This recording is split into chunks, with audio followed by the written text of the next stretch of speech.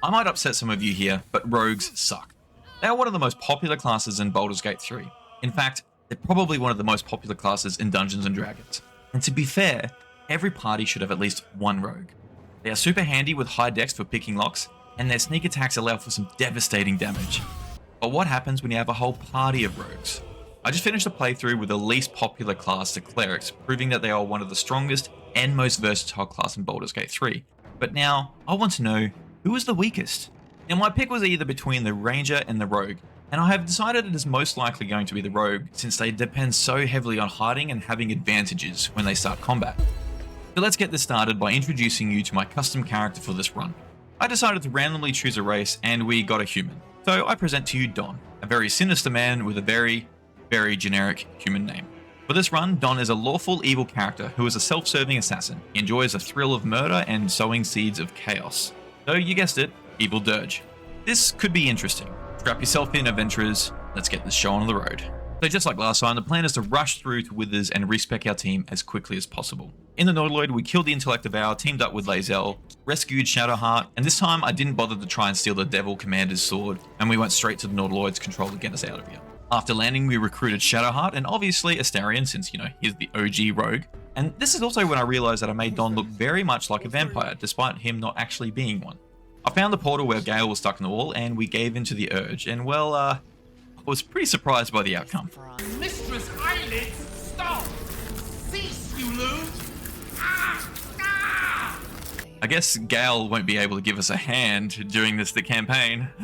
Anyway, we continued to rescue Lae'zel from the cage, and the tieflings made mention of someone seeing more gith indicating there was a creche nearby. We then made our way to the temple where Withers is. We fought the group outside and continued to wipe the group inside. After looting a little bit, we fought the Skellies and released Withers from his slumber. Now that we had Withers, I quickly respect everyone to Rogue. As far as builds go, I aim to have Astarion and Don dual-wielding with a dagger and shortsword, and initially I had Shadowheart and Lae'zel using a rapier and a shield. We long rested and Lae'zel implored us that we should find the Gith creche to have the tadpoles removed. This sounded like a solid plan.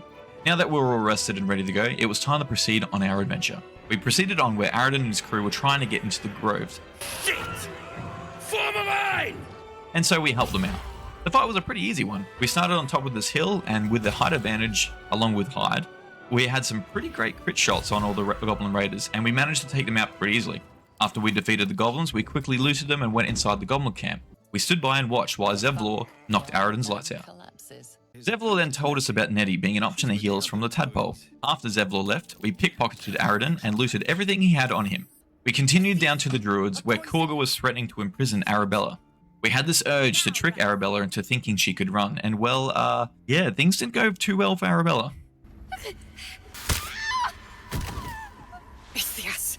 Tila, to me! Things are getting pretty wild. We continued inside and continued to speak with Nettie, and we did try our best to avoid talking about the tadpoles, but she managed to get it out of us. She offered to help us with a thorn, but we weren't really going to trust her to, try and stab us with some thorn. She gave up and admitted that this thorn was going to poison us. She then offered us a vial of wyvern poison to kill ourselves with if we felt like we were going to turn, and urged us to promise we would do it.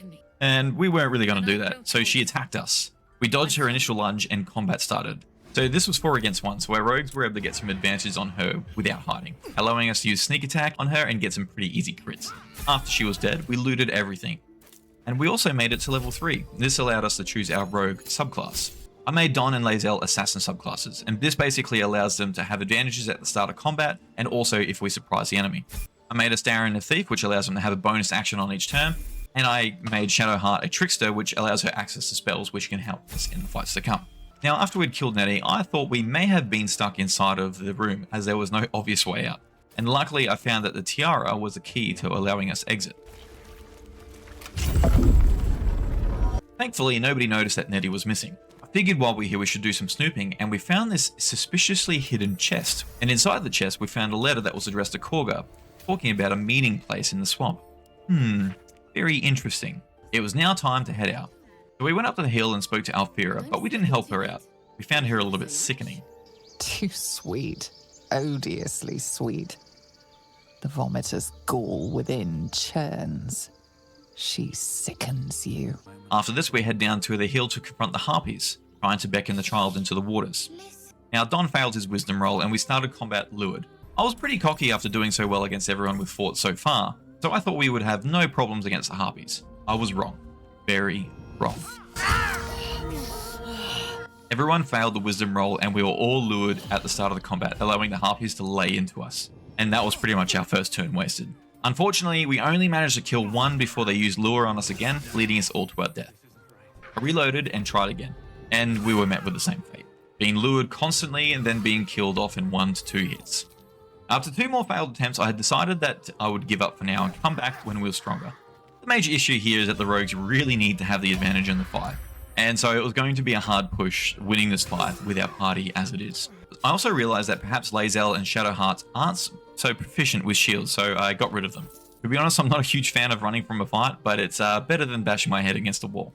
We spoke to Zevlor again, and we agreed to help kill the goblins' leaders, of course for a price. Pay everything. You'll get your coin. It was now time for us to leave the grove. We went into this cave and we stumbled upon some goblins. We got the advantage on them and wiped them out pretty quickly. We then looted what we could find, and I thought it would be a good idea to jump across to this hill where more treasure was. I jumped across realizing there was a trap still active. I thought I had disabled it, but apparently not. So I quickly rushed over to get the treasure. Unfortunately, I stupidly allowed everyone to follow me, and so they all got toasted by the trap. Literally everyone but Don died, and I couldn't afford to resurrect him as I had just bought everyone new equipment. Not good. I realized that there was another button to disable the traps, and I had to waste 3 of our revival scrolls to bring them back. Not very cunning of me. We looted the remainder of the cave and left, tails between our legs. We long rested and pressed on, finding the cultists who had been attacked by the owlbear. We convinced them to attack the owlbear and we followed after them. We went into the cave and we tried to sneak in to get the advantage position. Unfortunately, we weren't stealthy enough, but we managed to convince the owlbear mother to let us go. As you retreat, the owlbear lets out a short huff. The message is clear. So we rushed to a high spot and started the fight, getting our advantage on it. Since we had the advantage, we reduced it to half its health before it even had its first turn. And without too much difficulty, we managed to kill the owlbear mother, taking no damage. Not bloody bad. We then decided to let the cub live. We may be murderous assassins, but we're not mindless savages. We found Scratch and invited him to our camp. We then continued to sneak into the back of the ruined town. We spoke to the group of goblins torturing the gnome on the windmill. What's it bloody look like? We're teaching this here pipsqueak to fly. Finding that they were going to attack us unless we paid them, Don convinced them to let us go. Good choice. Now clear off. Then I got everyone into a good position and attacked. Using mainly range attacks and good positioning, we managed to kill them pretty well. We then proceeded to release the brakes of the windmill, sending the gnome flying. We pressed through the goblin camp and went towards the swamp. We found Auntie Ethel and the 2 brothers confronting her. We decided to defend Ethel, and the brothers attacked us, forcing us to kill them. Oh well. Ethel then invited us to a tea house. We'll go check it out later. For now, we continued deeper into the swamp and made our way to the meeting place that was pointed out in a letter addressed to Korga. On the way though, we accidentally stood in a trap, which did quite a number on us, so we had the long rest. That night, Alfira came to the camp. Don almost sent her away, but she convinced Don not to let her stay. Of course, this was a big mistake by her. We woke in the night standing over her body, quite pleased with ourselves. We managed to hide the body, and everyone was none the wiser. In fact, it's almost as if she didn't even exist. The next day we exited the long rest, only to be seen immediately by the Mephits and the Woodwards. Very bad planning on my part. This was painful, as we were caught off guard without having a chance to have an advantage. The Woodwards being level 4 and the Mephits all summoning other Mephits, we got squashed. So I decided we might come back after we have a couple more levels under our belt. We went back to the goblin camp and murdered every single goblin we could find. We then found this group of ogres and convinced them to side with us if we needed their help, provided we give them a good feast. A brilliant notion. Continuing on, we stumbled upon the ogre and bugbear, which weren't very happy about us finding them. Luckily, we had the advantage and killed the bugbear pretty quickly. Obviously, the ogre wasn't very happy about this. We then employed a new strategy for the ogre, running to the edge of the ogre's line of sight, using hide and range sneak attack to take her down. Of course though, someone had to be the bait for her, but we managed to kill her. I will from now call this hide and seek method. We continued across the river and fought and killed the gnolls and hyenas. We went to the toll house where the followers of Tyr were held up. I tried to pickpocket the trader, but we were caught, which left us in a pretty rough spot. And despite putting up a good fight, we got squished, yet again. We reloaded and spoke to them properly this time. The leader offered us his sword as a reward for killing the demon Karlak, so we agreed. So we quickly made a detour and killed Karlach. We went back up the top of the hill to claim our reward, Sword of Tyr, which was completely useless to us. However, their leader was now unarmed. I got everyone in a good position, poised to strike, and tried to pickpocket the traitor again. Don isn't very good at pickpocketing, and he failed. However, this time we were much more prepared. Everyone had an advantage position, and we managed to get some great crits on them. And because a paladin didn't have his sword, it was pretty much useless. We used our hide and sneak attacks to kill them all. Unfortunately, Don was the only one to level up, so we still had a little bit of work to do before everyone else was level 4. We got greeted that night by Skeleretus Fell, who rewarded our efforts with a cape that turns the wearer invisible after each kill. Perfect for a rogue.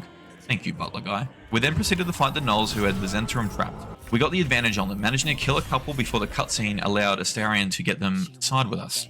We then waited while the gnolls finished off the Zentrum inside, and then while we had the advantage, we attacked the gnolls, wiping out the hyenas and weaker gnolls with fire arrows, leaving us to use the hide and seek method on the big gnoll.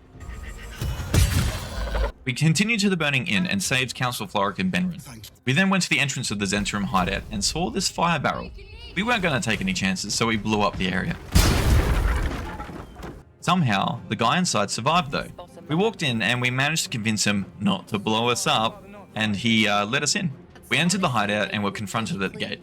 With no invitation, they were a bit resistant to letting us in, so we took the rogue option and hid in the shadows. The Zentrum were taking no chances and armed the trap. We snuck all the way down and around and assassinated their leader. We then found that everyone else was lying in wait for us, so we snuck around the side, found this explosive barrel underneath this bridge here, and blew it up, causing the platform to fall down, doing some good initial damage. I was a little bit concerned because there was quite a lot of enemies here, but somehow we managed to beat them, making great use of our hide and ranged sneak attacks, and also a few elemental arrows that do some damage to groups of them. We eventually worked them down and then looted all there was here. We released the painter from his slavery and were promised a big reward once we find him in Baldur's Gate. We went back to the Grove to sell some stuff, and we were all level 4 now, so it was time to have another crack at the Harpies. On our way there, Raphael approached us. We weren't opposed to dealing with him, so we said that we'll call you if we need you. Because my compassion is boundless. This time, I wanted to make sure we had every opportunity to kill these annoying bloody Harpies. I had everyone start in high places overseeing the area, while Don started in dialogue. After pickpocketing the kid, we started the fight. Although the luring song was annoying, having everyone spread out had its advantage. We got some great critical hits on them. This time we also didn't miss as often, which meant that we were able to prevent them from singing their song quite as frequently, which honestly helped save our team a lot. Within 2 turns, we had killed the Harpies and we got our sweet, sweet revenge. We looted what we could and went back to the swamp. With a bit more confidence and a better stealth strategy, we fought the mud mephits and the wood wards. We started with the advantage, taking out 2 straight away and used their line of sight to our advantage. We used the hide and seek method to take him out quite easily this time. We found this letter which showed that Korga was corrupt and had bad intentions for the Grove. How could we use this for our advantage? We went straight back to the Grove and confronted Korga to stir up some trouble. When we did, some shadow druids appeared, threatening everyone. I tried to stay out of it in an attempt to clean up the remains, however I couldn't, and we convinced Korga to betray the shadow druids and side with the Grove. Not really an ideal outcome, but anyway. We attacked and killed the shadow druids. Korga had now seen the light and called off the ritual, allowing the tieflings to stay. Well, our evil playthrough's not off to a great start. It was now time to head to the goblin camp. We waltzed in the door and used our lifted connection to gain access into the camp. When inside, something tried to overpower us, showing us visions of 3 leaders of the Absolute. However, the relic saved us.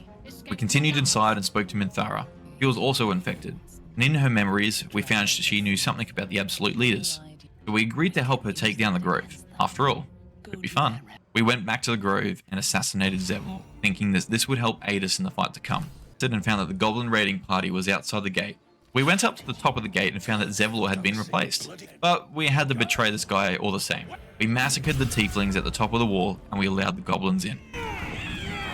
We assisted them in wiping out the tieflings and then continued to fight the druids. We were faced with a tough fight. We only had a few goblins to help us and they died pretty easily, leaving us very alone. Everyone was about to be taken out, so it was time to call in reinforcements. The trolls were a huge help and helped us finish off the remaining druids. Though the trolls weren't very happy with the amount of food that was left behind. So in order to prevent them from fighting us, Astarion allowed the leader to lick his foot. Thanks for taking one for the team, Astarion. To me, satisfied. The Grove was slaughtered, and it was time to celebrate. The goblins and Minthara was in our camp. Minthara was thirsty. Tonight, you are mine. And so was Shadowheart, apparently. She drank a lot. However, Don had his sights on a more powerful woman and decided to get frisky with Lae'zel.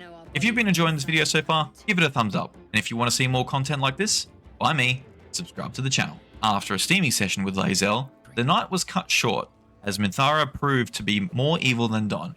Or she was sad that Don rejected her and set the goblins on us. I was very worried as there was a lot of enemies, including a troll, and there wasn't very many opportunities for us to get out of this fight. But somehow we managed by the skin of our teeth to fight them all off, using yet again a hide and seek method.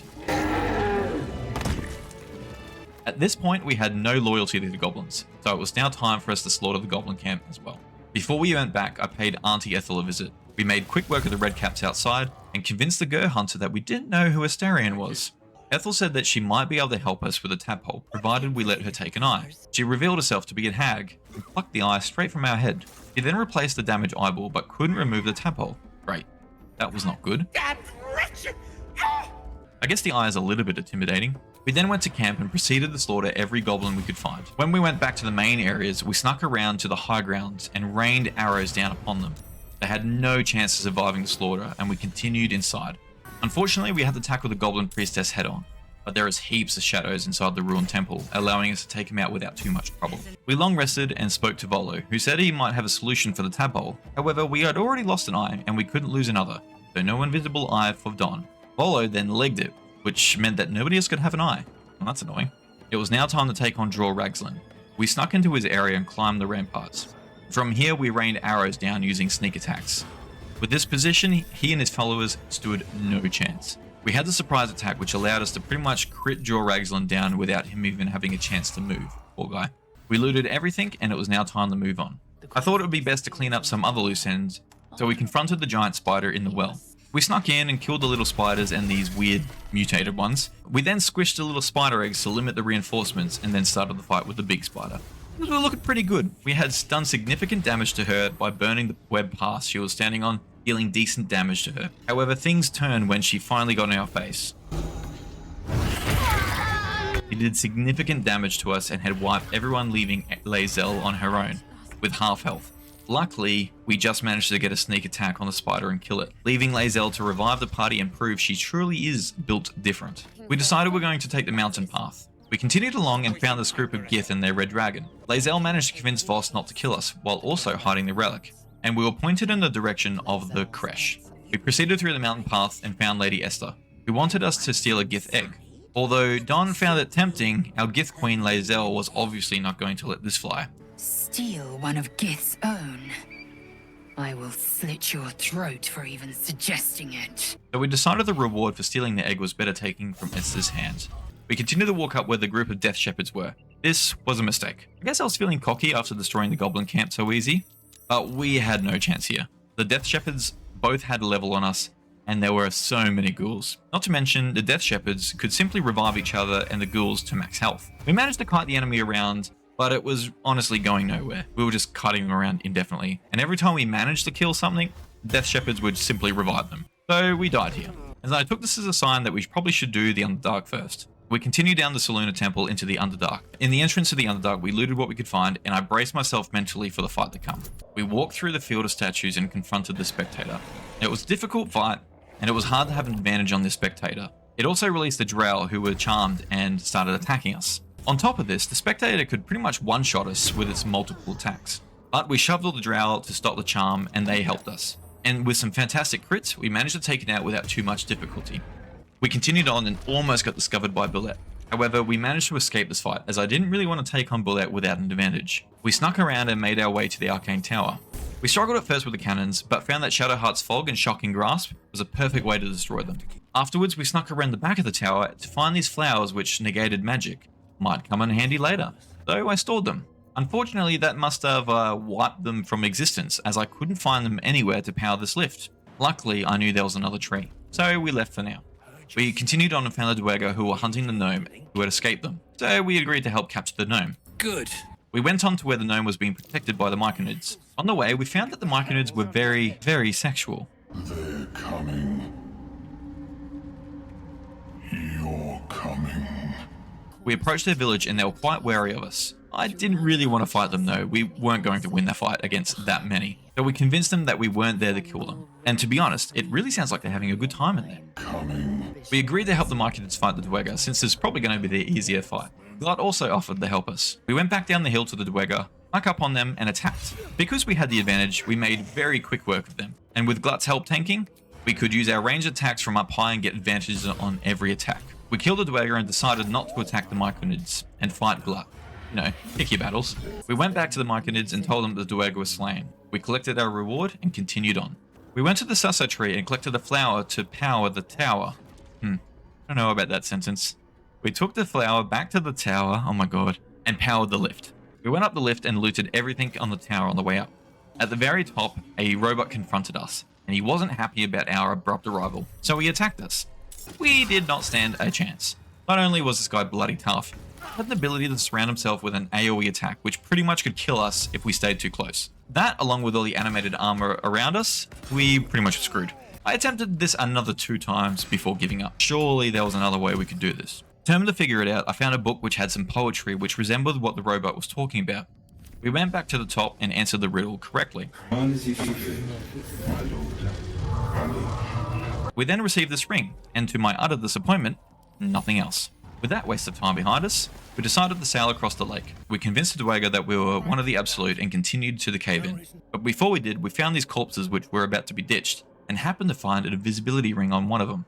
At the cave-in, we found that Nia was trapped inside, and that one of the gnomes had run away with some explosives. So we followed their path. When we found the gnome, Lae'zel turned invisible and snatched up the explosive barrel, which meant that she couldn't threaten us. Wait. What in the hell's?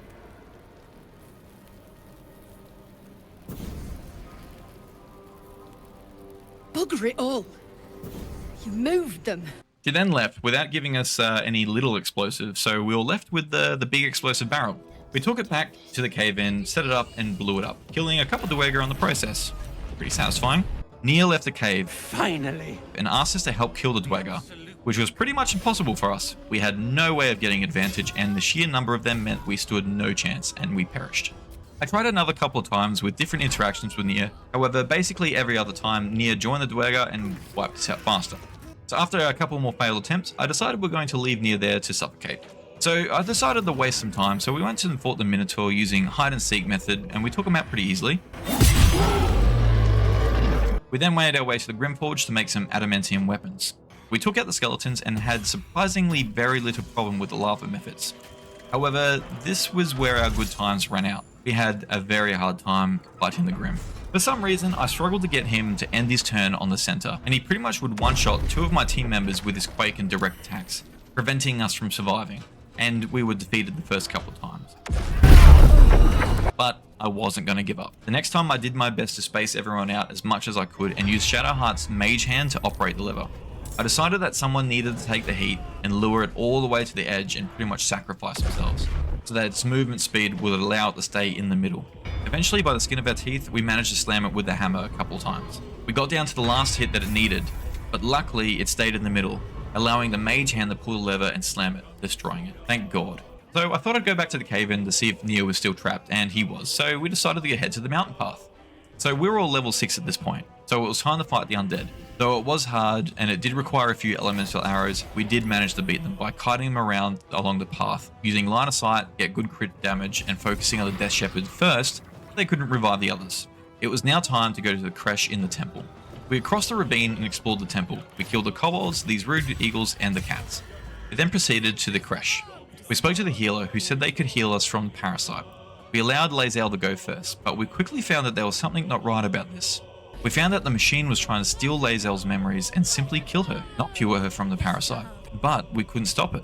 Luckily, the machine suddenly exploded thanks to the Guardian in our minds. Gastiel wasn't happy about this and left to get her tools and locked us in the room. Lae'zel was sure she was a traitor and implored to speak with the Inquisitor. However, when we lockpicked the door, the Gith in the next room attacked us. This was not very good. We were caught a bit off guard and unfortunately we failed. I tried again, trying to have the same outcome from the same dialogue. This time, however, I thought it would be best to wait and see what happens. So I got distracted talking to Lae'zel, and well, apparently everyone used that time to ambush us. When we got out of dialogue, we were surrounded by a bunch of Gith. This time though, we did a bit better. On the first round, we managed to kill one of them, landing some pretty crazy crits. By the fourth round, Lae'zel had died along with Astarion, leaving Shadowheart and Dawn to somehow manage to kill the others. Dawn's invisible cape was a lifesaver here, allowing him to kill the remaining enemies and be invisible again.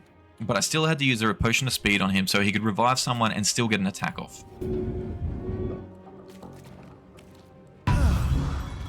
Somehow we managed to defeat them by the skin of our teeth.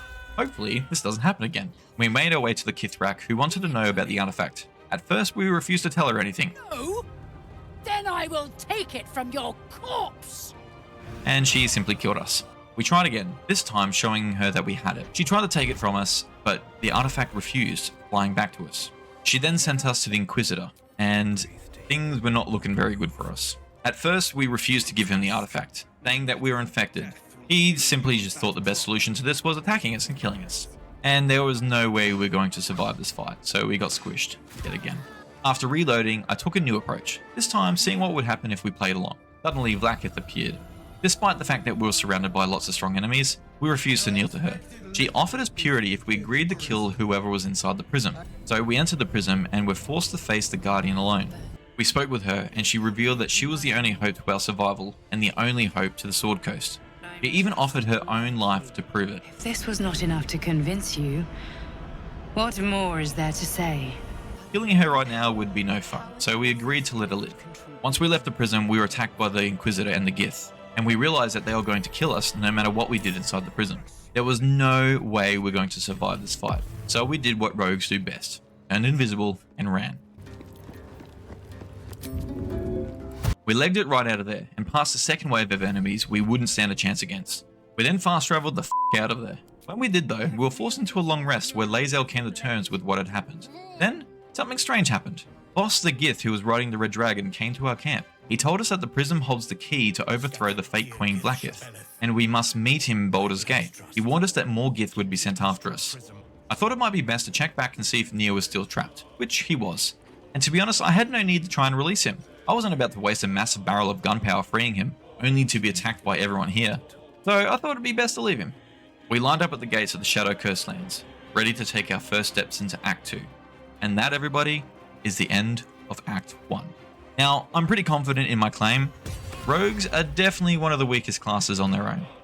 Rogues need to be played so much differently to other classes. You've got to pay a lot of attention to lines of sights, try not to get them in combat without an advantage, and really pick your battles. If the party is outnumbered, you have to think of ways to either avoid a fight or fight dirty. Although it's been ruthlessly hard, I am enjoying the challenge of having to think of other ways around situations by using the strengths the rogues have to their advantage and avoiding fighting where I can. Because you know what? That's what Baldur's Gate's all about. Overcoming challenges and enjoying, or suffering, with the outcome of your poor decisions. Now in Act 1, they proved to have clear strengths and could dominate provided they had the advantage and initiated the fight. But if they're ever caught off guard or surrounded, well, you can just imagine how that would go. Well, buckle up my sneaky, stealthy friends. We're going on an adventure. Picking up from where we left off, we started back at the entrance to the Shadow Cursed Lands. Before we went, I decided to go back into the Underdark and investigate the tower one last time. A few of you in the comments pointed out that I should wear this ring when on the elevator and it should reveal a hidden button, which is exactly what happened. Thank you, comment section. This took us to a hidden floor with some pretty cool loot, plus some ingredients for an Amelium's potion, which might help remove the tadpole. So we took these mushrooms to Amelium, who gave us a potion. After we drank it, we passed the skill checks, but unfortunately the potion and Amelium couldn't get rid of the parasite. However, we did get a new lifted power called Survival Instinct, so that's useful. While we're here, I thought it would be best to look for the Sussa tree bark, so we can infuse a dag with it and create the Sussa dagger. This will come in handy later. Now that that was taken care of, we returned to the entrance of the Shadow Cursed Lands and continued onwards. After entering the Shadow Cursed Lands, we were greeted by the goblin who thought us to be a true soul. Are you the true soul? We followed the goblin to their group. We witnessed another goblin tricking a hyena to fetch a bone into the shadows, leading the hyena to its death. This looked like a pretty fun game, and Don commanded the goblin to do the same thing. So you want me to... I mean, I'll just go and...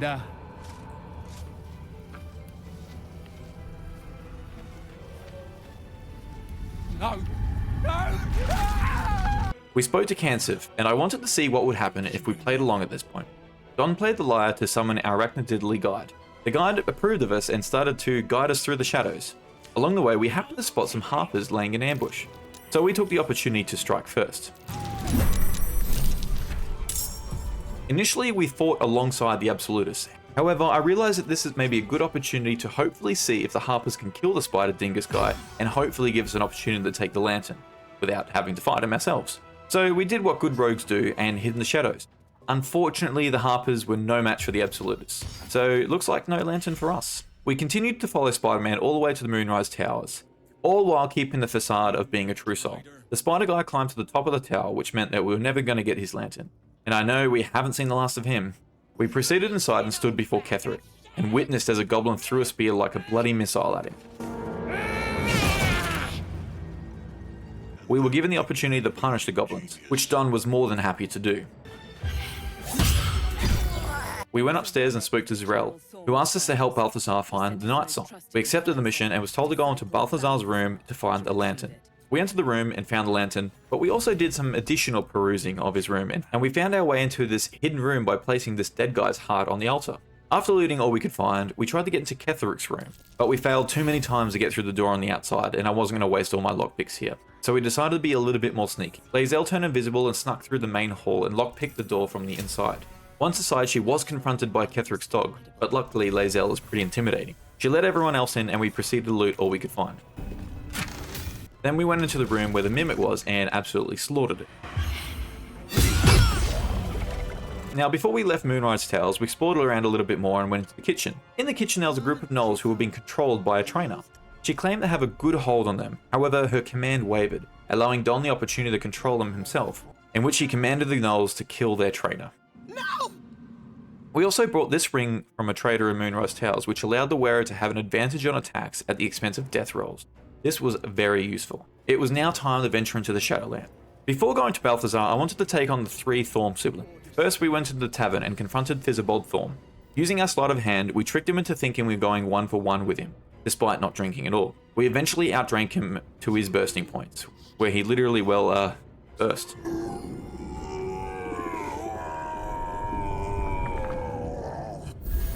We looted the tavern and went across to the toll house. Now, I wondered if there was anything we could pickpocket from Garringoth Thorm that would help us in the dialogue with her. We snuck up to her, and I realized that we probably should go into turn-based mode, and at the last second I switched just as she turned around, barely missing everyone. I managed to pickpocket her and steal 2 of the 3 items she had, but unfortunately Don was caught, which started the fight. Don was in an unbelievably bad spot. Garringoth had no problem taking advantage of this, and she shoved him right out the window. And since everyone was using the lantern for protection, this meant that everyone else upstairs was doomed. Over the next few turns, I frantically got everyone to try and reunite with Don. Unfortunately, Shadowheart was killed and finished off before I could get her to Don. She then rose from the dead as a zombie. This was less than ideal. However, I did manage to get Lae'zel and Astarion to Don, who were far enough away that we could escape in short rests before going back into the fight. We went back to the roof and attacked Shadowheart, who was just wandering around. When we did, combat started with Garringoth again. We managed to kill Shadowheart, and this even allowed us to revive her. Unfortunately though, we were all still in a rough spot. Everyone was being dominated by Garringoth and the Skulls, and Don was pushed from the ceiling again. As you would have guessed, the outcome from this fight was a failure. My next attempt, I tried the pickpocketing strategy again. I managed to steal everything from her without being caught. We got the key to her office. My plan was to see what talking to her with the items would do, while having my party ready to fight in the office and use the door as a choke point. Unfortunately, Shadowheart was caught and Don had the items on him, so I couldn't test my theory. While Shadowheart was in dialogue, I snuck everyone into the office and prepared the fight.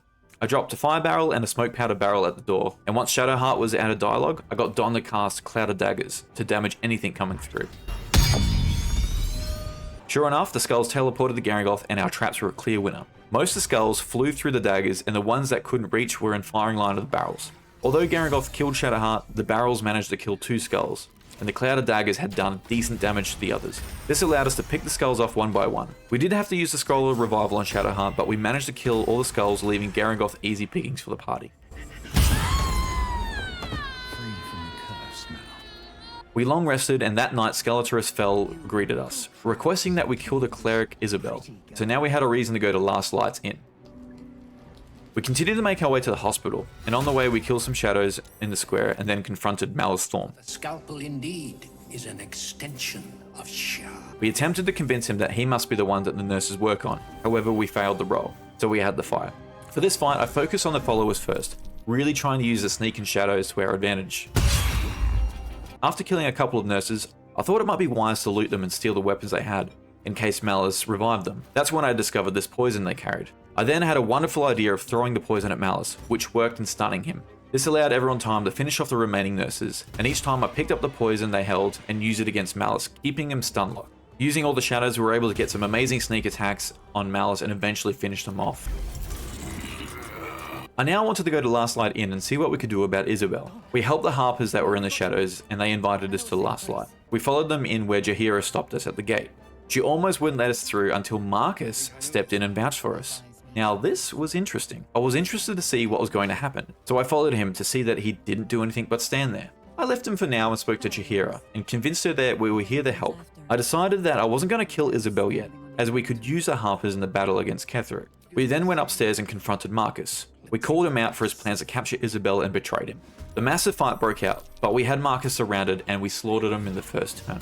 I resisted my own urge to kill Isabel, as this would have been a great opportunity to do so, and helped fight the remaining winged horrors. We now had Isabel's protection, which was useful in the weaker shadow cursed areas. We explored some more and went to the abandoned house where we fought and slaughtered the meatlocks. Now I did try and fight some of the cursed needle blights, but I couldn't see an easy way to get a good advantage of them. Plus there were so many and they just wasted me. So I decided to leave them be and explored the Masonry Guild and fought the shadows inside the basement.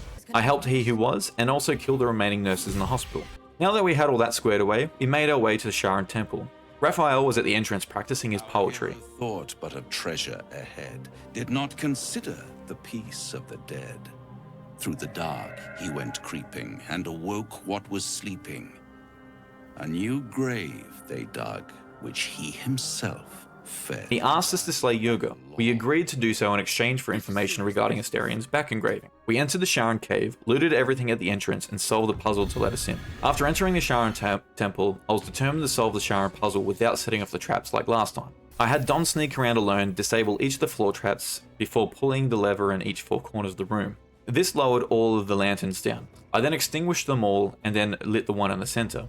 This showed us the correct way to enter the gem in the center. This opened the big door in the back. Now, I had never gone this way before, so I decided to waltz on through the door, and it wasn't long until we ran into some undead who were under Balthazar's control. However, we were interrupted by some Justicia ghosts. Stupid worm-infested cockhead! You have awoken the shadows! I made great use of invisibility and had our party sneak up and assassinate each one of them. We then made our way to where Balthazar was cooped up. Unfortunately, we were attacked by the Justicia Avengers again. I tried my best to destroy all the portals and prevent more spawning in. We even managed to destroy the big one in the middle. However, there were still way too many enemies. Each of them had 2 attacks each and eventually outnumbered and wiped us out. We reloaded, and this time I wondered if we could sneak in. On the way around, I managed to sneak and lockpick the vault door, stealing loot inside, and then made my way to Balthazar's door. Unfortunately, there was no sneaking past this fight, so we had to try again. I did a better job of destroying the tremors and staying closer together. However, I couldn't destroy the big one in time, but the Justicia champion spawned. This wasn't looking good. From this point, I tried my best to use their stealth and hit everyone after each attack. Thankfully, the Justicia ghosts had terrible perception. I tried to lockpick my way into Balthazar's locked room, but unfortunately, I could only waste all my lockpicks. So I had to try and survive this fight without any help. I continued with my hide and seek method of attacking, managing to kill a couple while sticking to the shadows, though unfortunately Don was killed.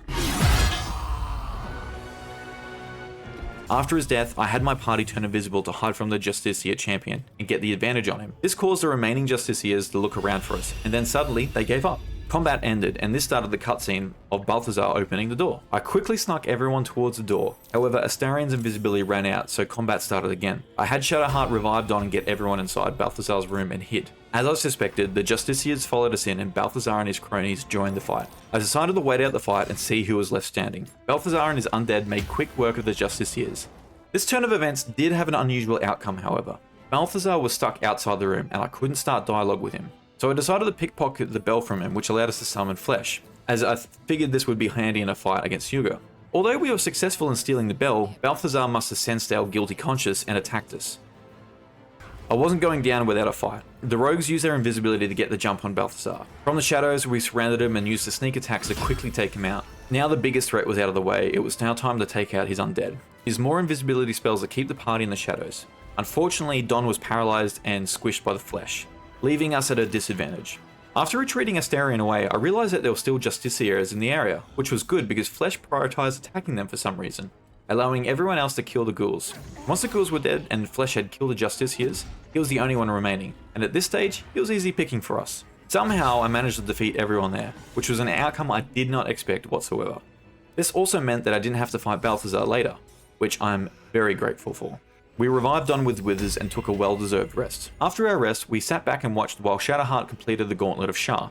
We fought and slaughtered the Justiciar priest in the library, and we got the spear. Don was left with 1 health after this, and was killed randomly by a rat who was sitting next to the elevator. So the party rested, and Don got his revenge. The next thing we had to do was fight Yuga. Now I wanted to see what would happen if we walked in and we spoke to him. Unfortunately, it seemed like we couldn't make a deal with him that wouldn't go against Astarion's plan. What are you doing? The devil told us to kill this thing, so let's stop chatting and kill it.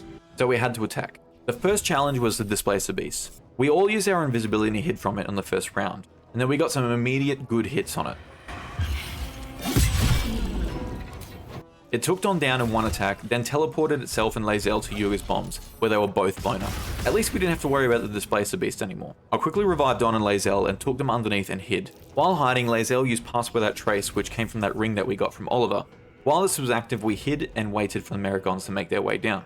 As we laid in wait, 3 of the Merregons came down. Our stealth was so good that we could stay in their field of vision without being detected and struck all 3 down. We then waited for more to come, and waited, and waited. However, they simply cowered in fear upstairs. So we decided to make our way up to them. We snuck our way up to the tip of the broken stairway and used sneak attack and hide on Yuga, who seemed pretty content on not doing anything at all. Well, I for one was going to take full advantage of this. We continued to sneak attack Yuga down and finished him off. Then I got pretty brazen and went and fought the remaining Merregons who were cowering around the fire. That went far better than I expected. After this, we had all reached level 8, which meant second feat. I wanted to be a little bit experimental here. At this stage, I hadn't looked at what would be the best to choose for rogues, and so I chose what I felt would be good. For Don, I chose Savage Attacker. Shadowheart, I gave Defensive Duelist. Astarion got Martial Adept with Precision Attack and Quick Feet. Lae'zel, I gave Dual Wielder so she could finally dual wield the longswords I had been saving for her. Now at this point, I was beginning to think that I might have to bite my words, because the rogues were getting very, very good and very, very fun. But let's not rush to any conclusions just yet. Now, if you've been enjoying this video so far, I would appreciate it if you gave it a thumbs up. And if you want to see more content by me, subscribe to the channel. Now it's time to collect the last orb and make our way down to the Night Song. We descended through the temple and went through the waters to Sharon's domain. I was once again relieved that Balthazar was not here to greet us. Honestly, I had no idea how I was going to survive that fight if he was still alive. We made our way down to the Night Song. Now for this, I wanted to see what would happen if we didn't interfere with Shadowheart. And to my surprise and Don's disgust, Shadowheart threw the spear away without any need for me to do anything. Well, that's interesting.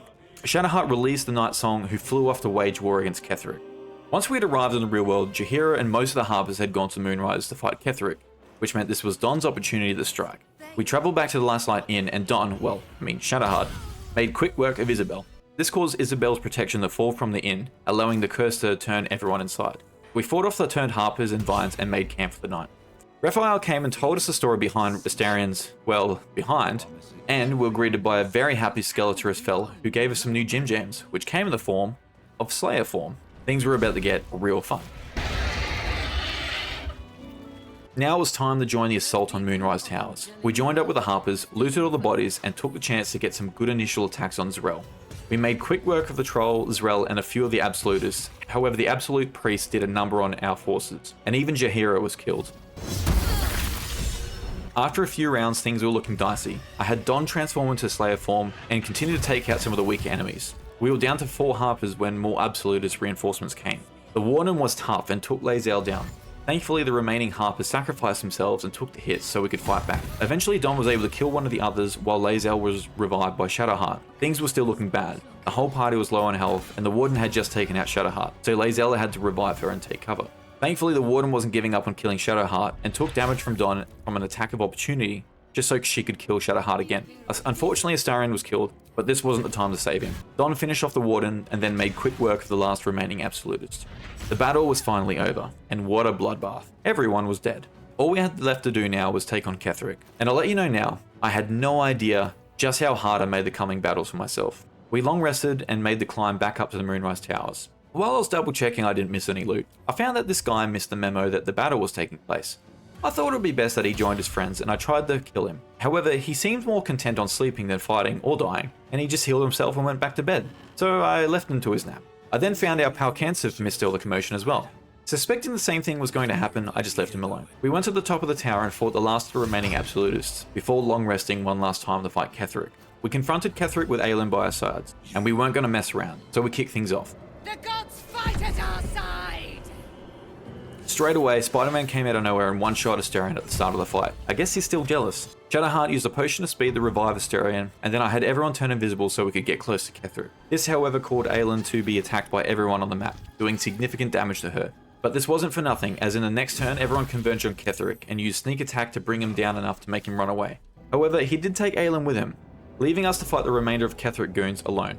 I had Don transform into the Slayer while Shadowheart cast Wall of Fire on the skeletons on the side, which wiped them all out in one turn. However, this didn't stop the skeletons from taking Lae'zel down, and then the game crashed.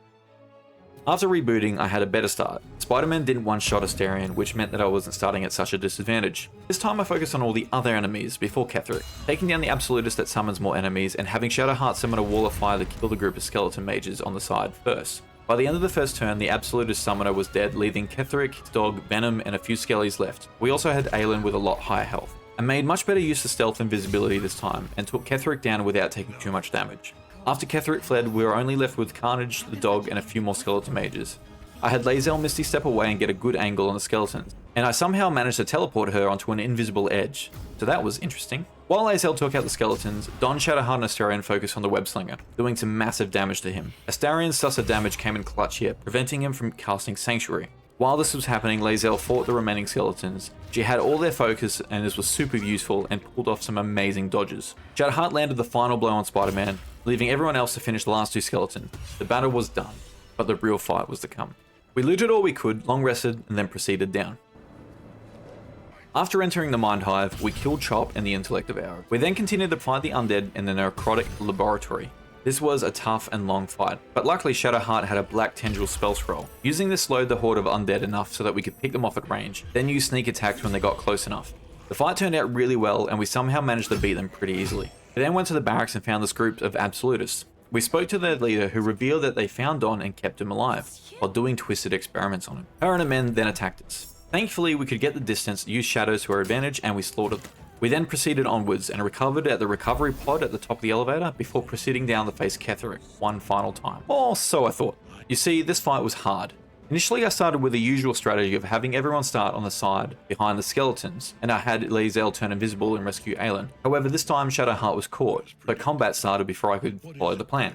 I managed to get everyone up, rescue Aelin on the first turn, but unfortunately Aelin was dominated by Mind Flayer. While this was happening, Don and Shadowheart wasted their turns killing skeleton mages. This turned out to be a mistake. Cleric killed Lae'zel, then Astarion, while Aelin then finished them both off.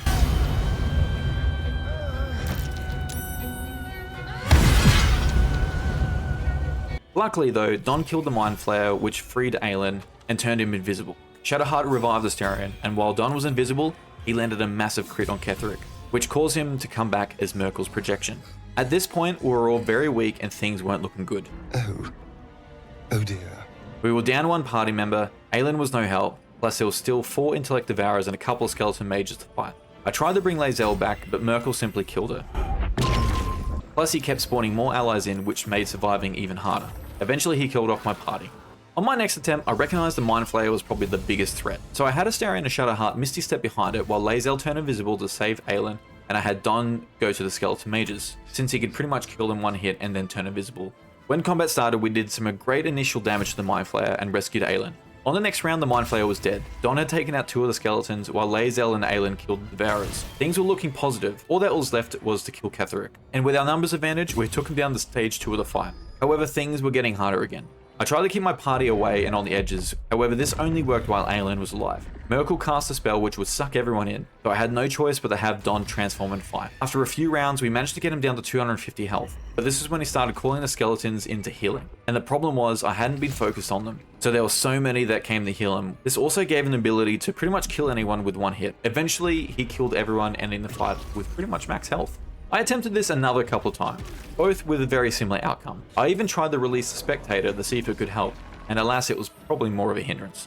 The problem was that my party didn't do considerable damage to him. Attacks were hard to land and most of the time would only do 10 to 15 damage. Not to mention I had no way of dealing with the sheer number of enemies that would spawn. Much longer.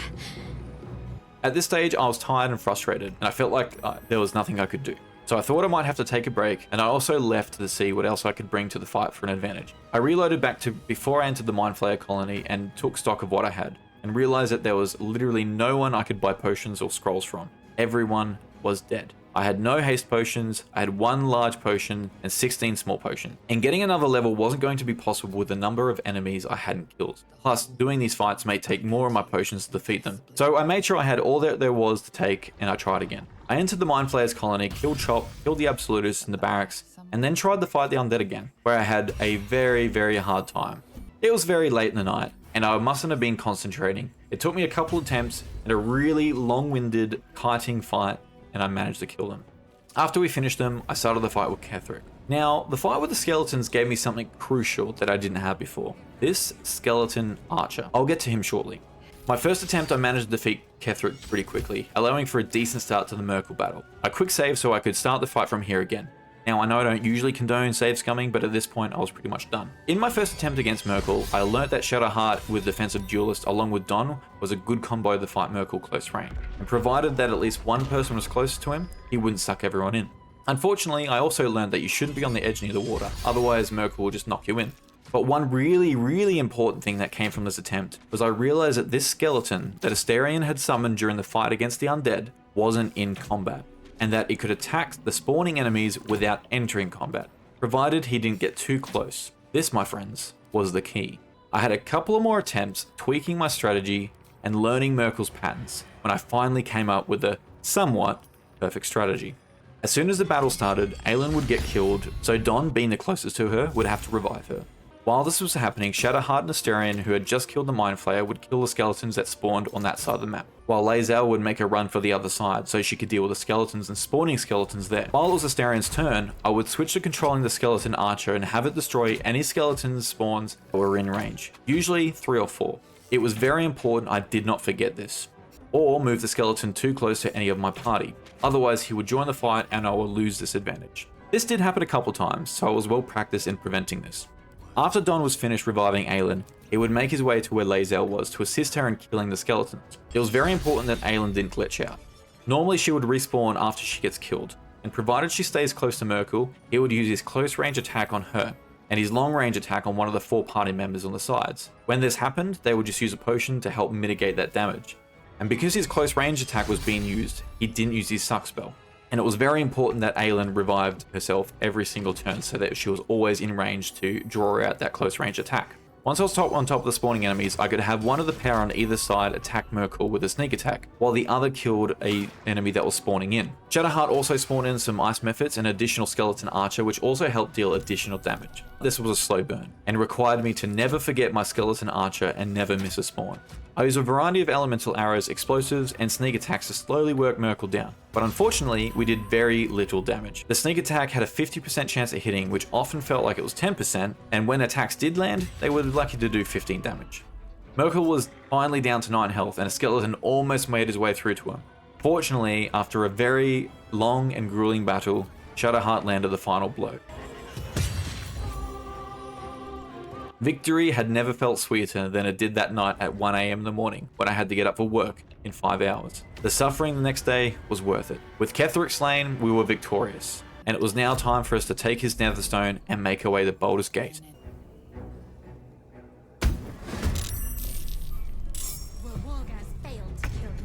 We were jumped by Githyanki and killed. I came back after a good night's sleep, realized that I still had the morgue to take out. So I killed the zombies and then snuck up to the Githyanki and slit their throats. They were so confused by the slaughter, they were too stunned to move, and now it was finally time to travel to Baldur's Gate and hunt down Gortash and Orin. The party made their way to the edge of Baldur's Gate, ready to take on the new challenges to come. And that, my friends, is the end of Act 2, and by golly, what a roller coaster that was. If there's one thing I have learned, is that having no friends sucks. Not being able to buy any items, potions, or anything, is a bit of a bummer. The rogues are really fun to use, and provided I can get an advantage before the fight, the party can be absolutely devastating. I was even getting cocky with how effective their stealth had become, but a big glaring problem is their lack of AoE damage. They may be able to massacre one single target, but when it comes to multiple, they struggle. On top of this, without anyone to take the heat from them, they struggle to stay in a fight. And if it weren't for Aelin in the fight against Merkel, I doubt I would have been able to beat him the way I did. Thank God for Shadowheart's good conscience. Now the question here remains, are they the weakest class? Well, maybe. I'm still undecided. They have some very, very clear disadvantages in most fights. And it could be that I'm not using them properly. So could it be that they're one of the hardest classes? Though this might have been a lot easier had I not used up all my items or killed everyone leading up to the fight with Merkel. A lesson for Act 3 perhaps. So how will my full party of rogues go in Act 3? Will level 12 and better items be enough to make a difference? Well, let's not dwell on it too much and get started right where we left off from Act 2. To kick things off, we long rested outside of Baldur's Gate, but while Don contemplated his sinister plans, we were attacked by Githyanki out of the strange portal. We were implored to enter the portal and help the Guardian who was inside. Knowing, from past mistakes, that I should ignore these guys and get through the portal as quickly as I could, I had Astarion Misty Step to the portal. Once we entered, we were met with a squad of Githyanki, laying siege on a giant skull. We fought our way down and found an Illithid who said they were the Guardian and requested our help. We agreed to help them, then started fighting the Gith. With Don transformed, I was able to have Lae'zel and Shadowheart use sneak attack then hide on the remaining Gith. And because our stealth had gotten so good, they could simply hide while in plain sight and then move slightly in case, one of the Gith came looking for them, allowing us to take out the remaining Githyanki pretty easily.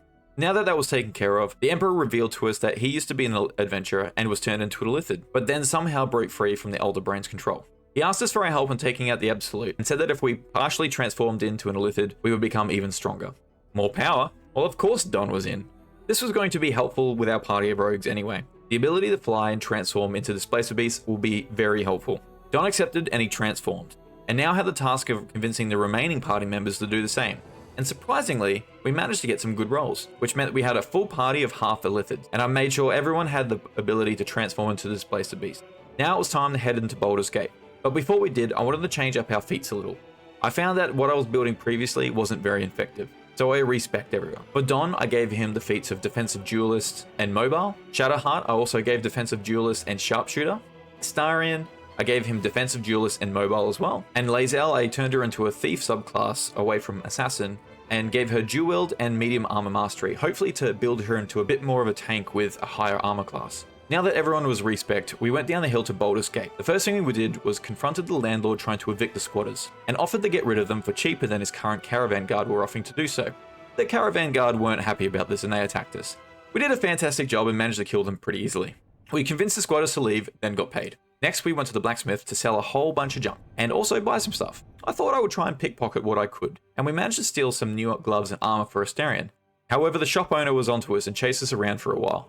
Now that we're all cashed up, it was time to go to the circus. We got in and made our way to the djinn. Now I wasn't going to fall for his tricks, so we pickpocketed him and stole the mage hand ring that he had on him, then participated in his competition. Don had won the jackpot, but Jin wasn't having none of it. He transported Don to a faraway place riddled with these dinos. Thankfully though, Don could fly around the map, and his stealth was so good that he couldn't even be seen at all, even when they were looking right at him. After all that, we did get this cool trident that nobody could use.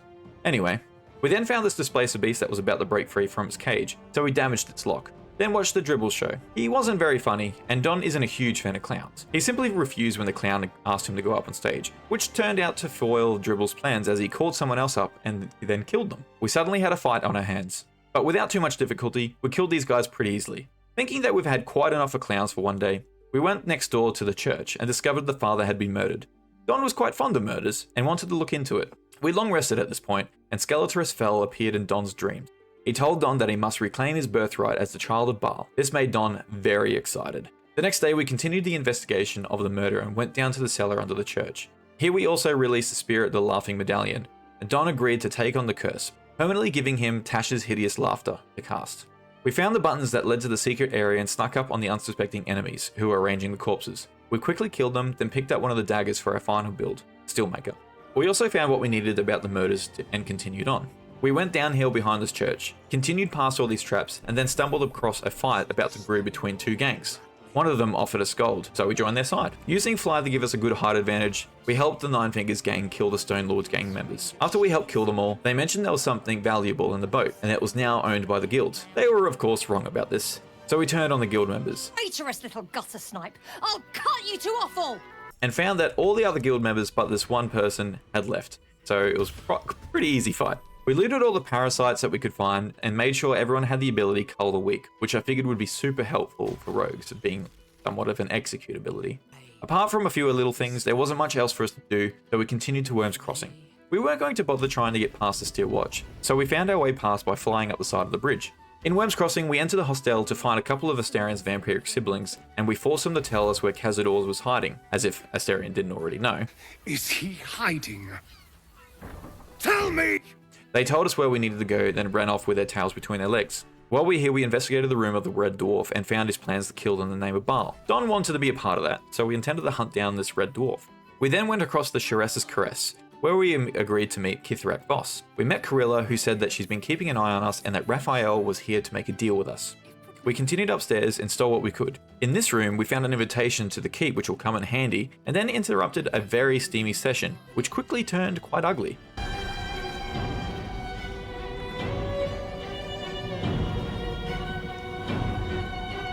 Well, that was an experience. After this, we went to Raphael's room. Voss was in there, but Raphael dismissed him. Raphael only seemed interested in dealing with Don. He offered us a way to free Orpheus, telling us the hammer that can free him is in the House of Hope. But in exchange, he wanted the crown of Carthage. We weren't going to give Raphael the crown, so we declined the offer with intentions to break into the House of Hope and steal it from Raphael and free Orpheus. I'm annoyed by it, and I admire you for it. Which, of course, we didn't disclose to the Emperor. Having nothing left to do here, we went to Worm's Rock with our new invitation. We were allowed passage into Worm's Rock, where we were then stopped by the Steel Watch. They were expecting us, and Gortash spoke through one, inviting us to his inauguration. Allow me to formally invite you to my inauguration. We agreed, and then we went upstairs. When we met with Gortash, he told us all of Don's backstory, strangely in front of everyone who was here at the inauguration, but anyway. He told us all about Don's sinister plot, and that it was all his idea. However, just as it was starting to kick off, he was taken out by Oren. Gortash wished to reignite our allegiance and rule the world together. Don agreed to help, though he didn't intend to rule alongside Gortash. We made our way back into Baldur's Gate. When we entered, we quickly pickpocketed the priest in Stormshore Tabernacle, then made our way to Elfsong Tavern to book a room for us. As we went up to the room, we found out there was a murder investigation occurring here, so we joined in. But Don wasn't joining for the investigation side. He was there for murder. Anyway, we went downstairs to get to the Emperor's hideout. We went further in and found the Githyanki here. Having difficulty with these guys in the past, I wanted to make sure that we had the best chance of winning. So we went in stealth. I had everyone turn invisible, then Don and Shadowheart flew up to the left edge, while Astarion and Lae'zel flew up to the opposite side. My goal was to take out the Gith who had the portals open. They couldn't call in reinforcement. I started my attack with Don making the first move, doing good damage. However, when it was time for Shadowheart to make a move, I accidentally clicked on Don's profile while she had sneak attack open and she hit Don instead. This was a bit of a blunder, so I reloaded. Luckily I quick saved while everyone was already set up. After reloading, I tried again. This time Don killed the portal Gith in his turn and so did Astarion. This ensured there were going to be no reinforcements. Because we had surprised them, we were able to get 2 full turns in without too much response from the Githyanki. By the end of our 3rd turn, we had done significant damage to them and killed another couple. They had started using Hold Person on Shadowheart and Astarion. Luckily, Don was able to kill the one who held Shadowheart, but unfortunately Astarion was still a sitting duck and was killed. Sensing things were going to get tough, Don managed to do some massive damage to the Inquisitor before turning into Slayer form to help tank damage. Shadowheart also turned into Displacer Beast to also help soak up the damage, then we finished the Inquisitor off. With him dead, the remaining Githyanki were pretty easy to kill. This fight caused everyone to be level 10, giving us another feat. Don got alert, Shadowheart and Astarion got lucky, and Lae'zel got mobile. Now that that was taken care of, we continued downstairs to find that Yenna was running towards us. However, it wasn't actually Yenna, it was Oren. And she said that Yenna had been captured, and if we didn't take out Gortash first, Oren would kill her. Don didn't really care too much. He didn't really like kids, but he did want to duel Oren anyway. We long rested, and that night the Emperor came to us in our dream. They were bare to their pants, trying to be friendly, but Don didn't trust him. The Emperor then revealed that he was mind-controlling Duke Stelmane to allow him to be the one controlling Baldur's Gate from the shadows, and that he could just have easily done it to us. He said that we were his puppets, and without him, we had no value. Don was not impressed by this. He was going to make the Emperor eat those words, first chance he got. Once we woke up, we explored the sewers a little bit, killed this guy and all his grease monsters, and a few Baal followers. We long rested again, and Astarion's children came to try and take Astarion back. This was actually a bit tough. We didn't land very many critical hits on them, and they kept healing themselves. After a long-winded fight that required everyone to become Displacer Beasts, we managed to fight them off. Next, we went to the wine festival, where the Red Dwarf was trying to poison some people. We weren't going to let him kill the target first, so we revealed his ruse, in which he ran away and made us fight his doppelgangers. After we fought them off, we proceeded into the middle of town and went to Sorcerer's Sundries. They were asking for information about the Night Elf. We of course had information, so Lurakin's projection invited us upstairs, and that's when we spotted this locked door. Of course, we stole our way in and worked out how to get the portal to open, which led to Lurakin's vault. We spent some time sneaking through the vault and stealing absolutely everything we could. We then went to Lurakin with information about Night Elf. I realized that Aelin might actually be useful in the last fight, so I decided not to give her up and convinced Lurakin that she was actually dead. Dead? It cannot be. It is immortal. A god. After that, we left and ran into Aradin, who swore that he would find her. Concerned he actually will, I didn't really want to put up with that later.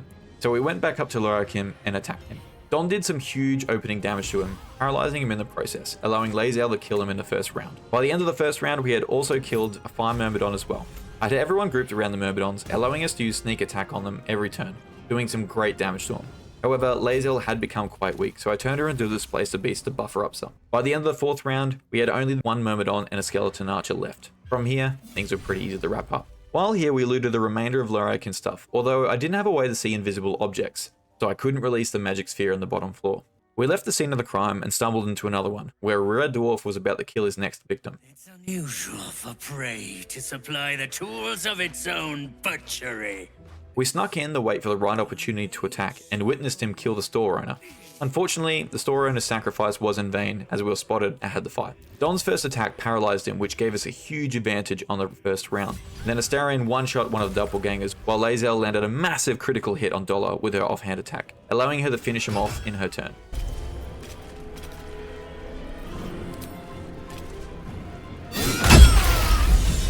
Once he was taken care of, the remainder of the doppelgangers were a walk in the park. We found this handbag on Dollar and instructions on how to get to the murder tribunal, so we made our way there.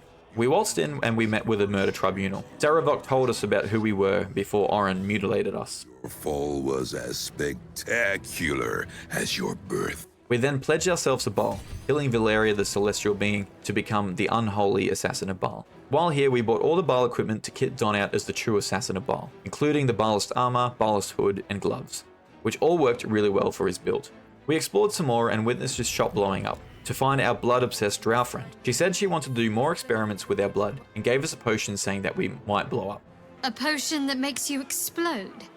Seems a bit drastic. But if we didn't, we will get special powers. Don loves power, and so he drank the potion, which gave him the ability to explode occasionally if someone attacked him. Pretty handy. It was now time to set our sights on the biggest target here, the bank. Of course a party of rogues are going to raid the bank. We waltzed in and tried to talk our way in, which failed. So Shadowheart turned invisible and snuck upstairs to try and buy our way in. Unfortunately, she was caught, but luckily she could talk her way out of trouble. So Astarion finished the job by turning invisible and finding the vault pass, which allowed us entry into the vaults. We made our way down through the very lax security, looted all we could find in the first room, then went further down into the vault. In the vault room, Shadowheart flew past the teleportation traps and lockpicked the vaults to steal every bit of treasure we could. Then we completed the puzzle and continued further down into the high security vault, only to find that someone had been here before us. We witnessed Minsk and Jaheira run off with the gold from the vaults, leaving a whole bunch of ballast behind for us to find. The vault guards must have been very thankful for the assistance, as they didn't bat an eye as we looted all the remaining vaults. Leaving with very heavy pockets, we decided that it was time to take on Khazad-dûr. We made our way to the tower, having to fight the guards at the top of the tower entrance, and proceeded inside.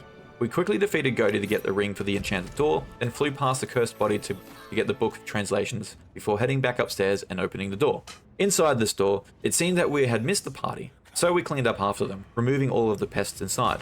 We went down this elevator, then learnt about the ritual from the skull. Found this blade which does radiant damage, handy, and then proceeded to make our way to Khazad-dûr. I wanted to see if I could take him out quickly within a turn, so I got everyone to turn invisible, sneak up on Khazad-dûr, and then sneak attack him. However, once Astarion attacked, the cutscene started where Astarion was captured. This made Khazad-dûr stronger, and our party didn't survive the fight, so I tried again, this time without Astarion. On the next attempt, we all turned invisible and snuck in, all attacking Khazad-dûr right off the bat. However, we only managed to take out a quarter of his health in the first round of sneak attacks. The bigger issue now is the ghouls and skeleton. The ghouls used noxious gas which caused our party to be nauseous if we were nearby, preventing them from being able to have an action. And if we were really unlucky, the ghouls' attacks would paralyze us. And when half the party was affected by this, it became very difficult. So we failed this attempt and tried again. The next time we attacked the ghouls first, taking them all out in the first round. However, we still had trouble with the skeleton mage. The skeleton mage also cast a spell which made us drop our weapons, and also put us to sleep, making things really difficult. To make matters worse, our Displacer Beast forms were useless as the werewolves were immune to bludgeoning damage. At the end of this attempt, Don got stuck in an attack loop, as Don would be able to attack a bat, turn invisible, and because everyone else was dead, the battle would end because nobody could find Don. All the enemies would heal to max health, only for Don to reappear again, and the same thing would happen. So I had to reload. So I thought maybe it was time to start depending on spell scrolls. On my final attempt, I had the party focus on the skeleton mage first in the first turn. I then retreated everyone back to the entrance and cast AoE spells like Cloud Kill, Wall of Flame, and Cloud of Daggers to damage anything that made our way to us. The Cloud Kill was effective at damaging or stopping the werewolves coming through, and anything that tried to go around had to go through the Cloud of Daggers. The Wall of Fire was helpful for doing extra damage to ghouls, making them easy to deal with, although I was silly and had Shadowheart use Domination on a werewolf, which cancelled the Wall of Fire. Though at this stage, everything was adequately damaged. Lae'zel used Shrieking Blade, which helped us do additional damage to everything around us. The ghouls were my #1 priority, as their noxious fumes were deadly, but with all the additional damage we were doing, and with help from the Dominated Werewolf, we managed to take out the ghouls. Now all that remained were the werewolves and bats. Don was taken out by one of them, but we managed to revive Don and finish off the remaining werewolves. Now that all the threats were taken care of, we used Sneak Attack and Hide to critical hit Khazad-dûr down and eventually defeat him. We got Astarion back to the group and witnessed Astarion sacrifice all the vampires to become a vampire ascended and become all-powerful.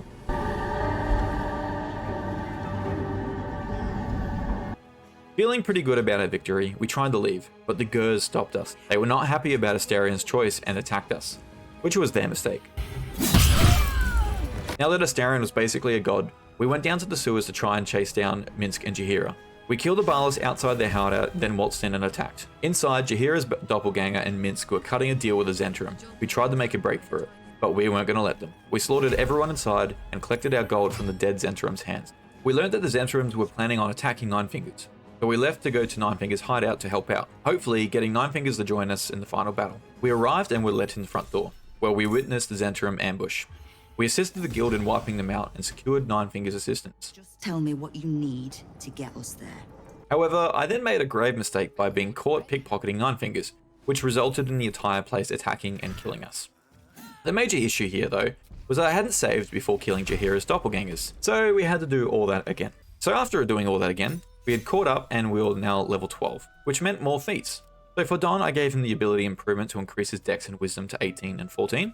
Shadowheart got mobile, and Astarion and Lae'zel got alert. It was now finally time to do something about Gortash's steel watch. We then broke into the steel watch factory, easily destroyed the watches outside, and proceeded inside. We approached the Bane worshippers and convinced the Gondians to fight for their freedom. For the glory of Gond! With all the extra help and massive critical hits, we made short work of the Bane worshippers.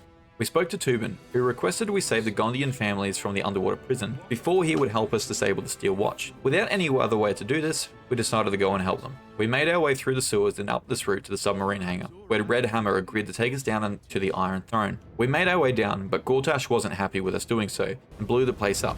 When we arrived, the place was about to flood.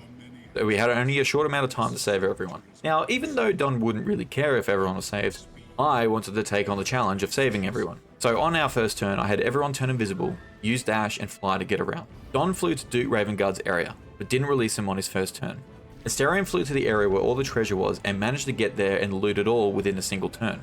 It's handy when you can fly over the walls down here. Lae'zel flew over to Amelum and made it to the chest and looted it. And then Shadowheart flew all the way to the Gondians imprisoned in the opposite side of Duke Ravengard's quarter. Now that everyone is in position, on the next turn, Don opened the doors to Duke Ravengard and the Gondians in that wing. Then one-shot the enemy there. Astarion went to the same room as Shadowheart, released one of the Gondian groups, and then shot one of the enemies, released the others on that end. Lae'zel released Amelum, flew over the wall and attacked the enemy in the hallway. Shadowheart then attacked the Sanguine in her turn and almost killed it.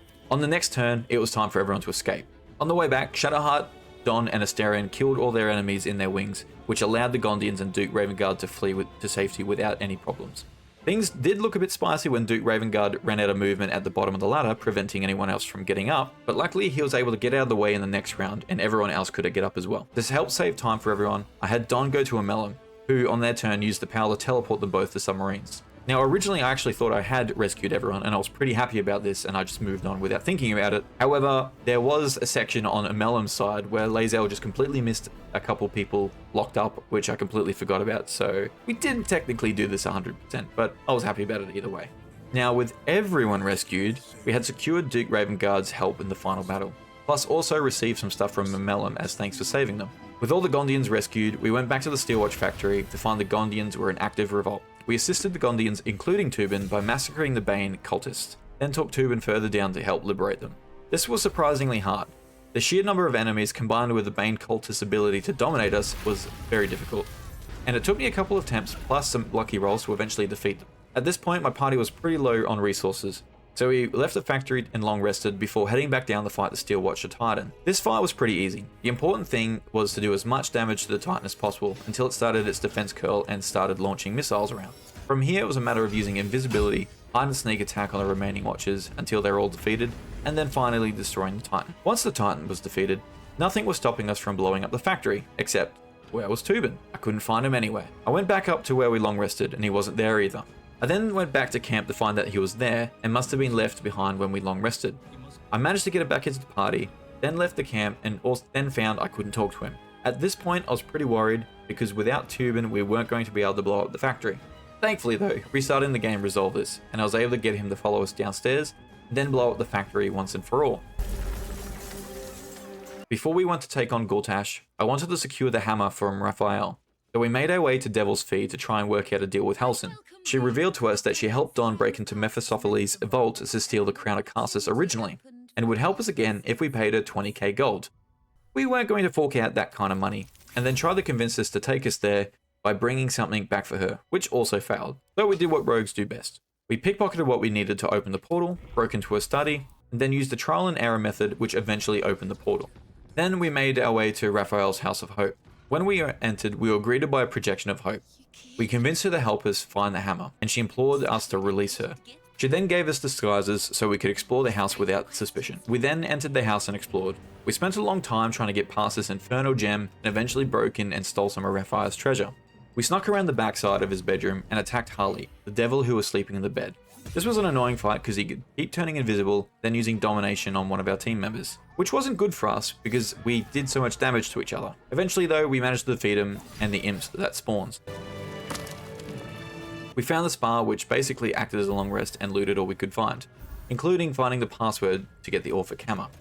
We convinced the archivist that we were meant to be here, then proceeded to disarm the traps and steal the gloves and amulet on display before we approached the hammer. I was hoping that we could do this sneakily and get out without Raphael coming. However, it was not meant to be. I suspect it is impossible to steal the hammer from Raphael without him knowing, as when we took it, we were told he was on his way back. Things were getting a bit spicy. We exited the room and attacked and killed all the enemies down the hall, trying our best to stay away from the flaming bulls. Although it wasn't Don's preference, we decided to save Hope as we will need all the help we can get to fight Raphael. We made our way to the secret entrance to where Hope was being held and was guarded by 2 spectators. From where we had entered, this was a great spot to do some initial damage and deal with the first spectator and imps without being knocked off or take too much damage. We then made our way to the opposite corner, being sure not to have an edge behind us, and slaughtered the remaining spectator. We freed Hope and made our way back to the main halls, and managed to destroy the flaming balls and remaining enemies in the dining room. Oh! Then we went back to Raphael's bedroom to long rest before facing the music and confronting Raphael. When we tried to leave, Raphael greeted us along with Yurga and Karilla, but we weren't going to back down from this fight. And we even managed to roll a nat 20 and convince Yurga to side with us against Raphael. To stand against a devil in his own home. That takes courage. I'm with you. And I'm glad I did. This was not an easy fight. So initially my strategy was to destroy these spies in the corner of the room. I tried to have Lae'zel attack one of the spies to destroy it, and hopefully make Raphael less powerful. However, she wasn't able to do decent damage to it, so I resorted to having everyone fight the Cambions. We eventually managed to kill them all off without any of us dying. This was thanks to a few healing potions along with Hope's healing spells. With the Cambions dead, I tried to have each of my party member attack a different spire, but this proved ineffective. We couldn't damage them enough, and as soon as one was destroyed, Raphael went into Ascended form, where he one-shot Lae'zel. This continued on, and after a long battle, we were defeated by Raphael's Ascended form. So I tried again. This time I ignored the pillars and the plan was to kill the Cambions and focus Raphael down. This attempt was going well until Hope was prematurely killed, which was a huge loss and basically impossible without any healing from her. So I saved. We tried again. This time I focused our efforts on the Cambions and I ensured Hope stayed a distance and primed to heal everyone on every turn. I had then had Don go into Slayer form to be a tank. I also ensured to keep the fight close to Don and so that everyone could use sneak attack every single turn. We kept up this pattern and on the 5th turn all the Cambions and Corilla were dead, leaving Raphael and the creatures he spawns. At this point, I used Hope's Divine Intervention, which brought the whole party back up to maximum health and reset our skills, and then we brought the fight to Raphael. We surrounded him and dealt some massive crit damage with sneak attacks. While my party attacked Raphael, Yuga did us a solid and killed all the spawning enemies, which was super helpful. We had Raphael at a quarter health, but things were going a bit slow, as he had really high armor rating, making him very hard to hit. However, Astarion's Sussor Blade was working wonders, silencing Raphael and preventing him from casting any spells. For 2 solid turns, he couldn't do anything but run away. And then something amazing happened. Raphael tried to move away from Lae'zel, and she landed a massive critical hit with her attackable opportunity, landing a whopping 110 damage, bringing the devil down to 144 health. To top things off, we're all pretty much max health. We followed Raphael, who then tried to move away yet again, allowing us to deal another 38 damage. He was now on the ropes, and we were out for blood. We chased him down once more and brought him down to 19. Our last few attacks missed him. However, when he tried to use a spell on us, Don and Shadowheart Psionic Backlash finished him off. We had done it, and in a very spectacular way. We were feeling good. We had just slain a devil, and we were feeling powerful. We marched straight to Gortash's tower, and slayed the flaming fists who were defending the base of it. We went down to the prison and killed the guards and released Flori. Her help will be great in the final boss. We then snuck inside and flew up to Gortash's tower where he was hiding. We were level 12 at this point, so there's no point fighting unnecessarily. Inside Gortash's tower, I had everyone turn invisible, apply poisons to their blades, then surround Gortash before doing what rogues do best and sneak attack him. And in the first round, Gortash was at half health, and he couldn't make an action because he was surprised. On round 3, we brought him down to a quarter health, and when it was finally his turn, he tried to move away from us, which triggered an attack of opportunity, causing everyone to bring him down to 26 health, and the drow poison had put him to sleep. Oh Gortash, you're screwed. All of Gortash's men had their chance to attack us. One even pushed Gortash to wake him up, but it was too late. On Lae'zel's next turn, she finished him off. We then quickly dispatched the remainder of Gortash's guards and reveled in our victory. Now that Gortash was taken care of, we explored the city a bit more. We found this group of people hiding in this abandoned building who made the mistake of attacking us, then sought out the House of Grief. Upon entering, we were invited to complete the mapping of a heart. We followed inside, and something felt very trap-like. Shadowheart completed the mapping of the heart, and then we were invited further down. Now descend. You have much to answer for. We proceeded down to this large audience chamber, where there are a lot of Sharon devotees around us. Now this definitely felt like a trap. Vicona de Via requested we hand over the artifact. Obviously we weren't going to do that since we like staying not to mind flayers, so instead she asked if we would hand over Shadowheart in exchange for them to be our allies. Honestly, it was an entertaining thought, but Shadowheart was an important member of our group, so we refused, and then we were attacked.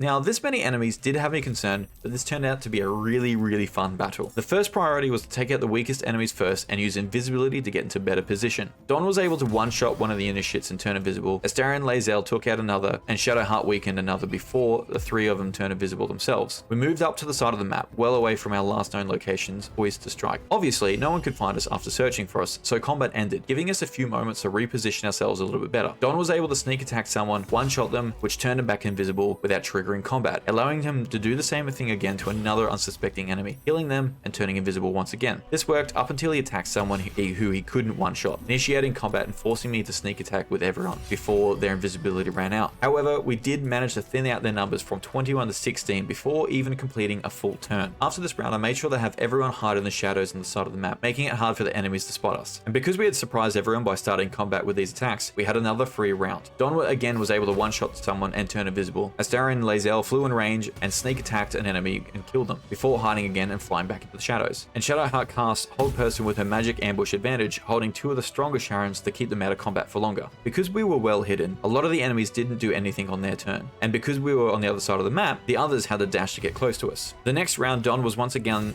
able to one-shot an enemy and turn invisible, while Lae'zel and Astarion once again eliminated another weaker enemy at range. Shadowheart was in a bit of a sticky situation, but she was able to damage the enemy close to her, allowing her to move away without giving them the attack of opportunity. On the next round, the enemy were upon us, which meant it was harder to sneak around. So Lae'zel cast Singing Sword and one-shot one of the enemies with her offhand attack with a huge crit. And with the bonus attack damage from Singing Sword, Astarion was able to kill another stronger enemy. Shadowheart then dominated another to help us with the fight. Things were looking very good for us. However, Don was caught out in the open after his last attack didn't one-shot, and he was knocked down by 2 of the enemies and unfortunately was killed. But this didn't stop Lae'zel and Astarion wiping the floor with everyone, killing 3 within their turn, leaving the enemy side with 5 left, which included the one who was dominated. Lae'zel landed a massive critical hit, half-healthing and stunning one of the remaining enemies, effectively removing them from the fight, allowing Astarion to revive Don. Then Shadowheart used Paralyze on the other, making them right for the picking. Unfortunately, Don was knocked down yet again, but we pretty much had this fight in the bag at this. The 2 stunned enemies were taken out, leaving only the one who was dominated and 2 others, including Viconia. And then Viconia wasted her turn using Detect Hidden Presence on Don after he turned invisible to escape. One of the other enemies tried to cast a spell on us, which allowed us to kill them with Psionic Backlash. This allowed us to finish Viconia and end the battle. Well, we did have to kill the dominated friend too. We proceeded to explore further into the temple to find Shadowheart's parents, and allowed her to make the hard decision of letting them die to be freed of Shar's curse. Now that that was taken care of, there was very little to do but make her way to the Baldur'ss temples so Don can face off against Oren, to truly prove he was the true child of Baal. We entered the temple and flew across the gap to foil the ambush laid for us, then defeated the fair slayer of Baal. We went further in and Skeletor's Fell opened the door for us, allowing us to enter the inner chamber where Don finally faced off against Oren. Oren talked big game, but she didn't know Don's secret. He already had Baal's blessing.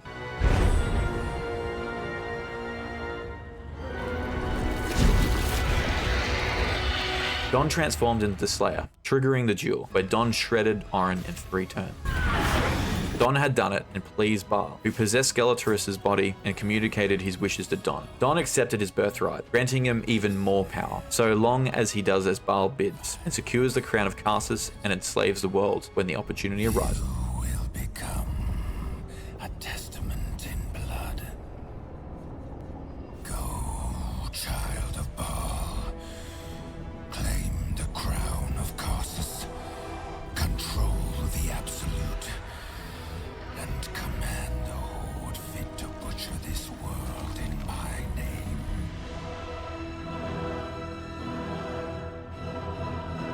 Now that we had the 3 Netherstones, it was now time to fight the Elder Brain. After long resting, we made our way down to the sewers where the Nether Brain resides and embarked on our boat. We made our way close to the Brain and killed the Intellect Devourers that ambushed us, then approached the Brain. It rose from the water where we were faced with the task of trying to dominate it with the Netherstones. However, Don didn't roll well, causing him to fail at this.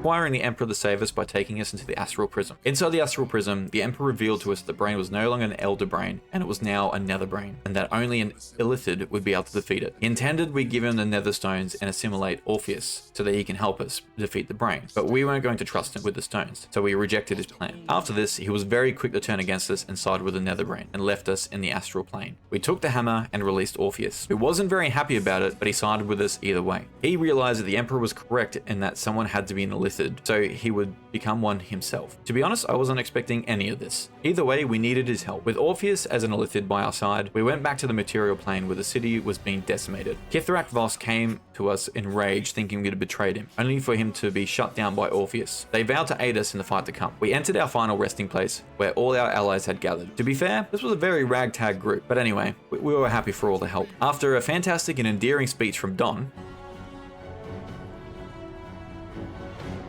to our freedom!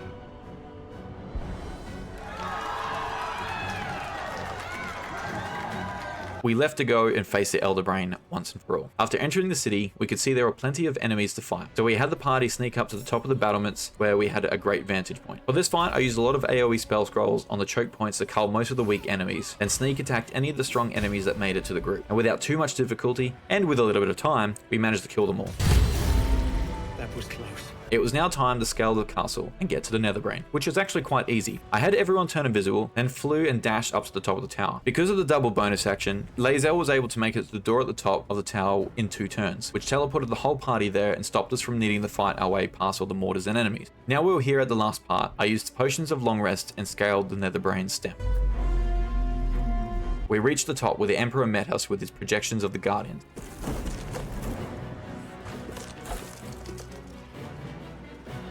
To start the fight, I used Lae'zel and Don's initial sneak attacks that cut the Emperor's health by half. Then Astarion and Shadowheart called in some reinforcements to help us. Our first priority was to kill the Guardians, then with them taken care of, kill the dragon. Over the next turn, I had summoned everyone I could into the fight, which included Aelin and Yuga, who was super helpful. By the end of the 4th round, all the Guardians were dead, leaving the dragon and the Emperor and all the Mind Flayers. We kept our distance from the Mind Flayers and focused on the dragon, which was a little bit tough because of its reaction attack. While everyone was fighting the dragon, I had Astarion use a potion of haste and turn invisible to head to the Mind Flayers around the edge. During this fight, the Emperor got too close to Don, and we were able to damage him down past 80 health, which allowed Don to use the power to kill, which Baal granted him. Basically, this allowed him to execute the Emperor at 80 health, which felt like quite the fitting end to their relationship. We managed to stun the dragon, preventing it from using its reaction attacks, which allowed Don to finally slay it. Lae'zel turned invisible and made her way to Astarion to help kill the Mind Flayers.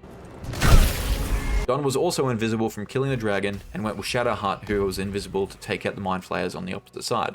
These Mind Flayers stood no chance against everyone being invisible, and we quickly flew Orpheus up to the podium to cast a spell and open the portal to the Netherlands' inner mind. Upon entering, everyone cast the strongest spell scrolls we had been collecting, while also dodging all of the spearing flaws. Then, with one last of Chain Lightning, Shadowheart finished off the brain. The brain pleaded for its life, while Orpheus struggled to finish it off. But this was it, the opportunity that Baal had said was coming. And just as I was beginning to second guess my actions, Astarion whispered in Don's ears. I know what you're thinking. So let's do it. Let's seize the whole damn world and be reviled together. And so Don drew his dagger and slew Orpheus and gained control of the Netherstones.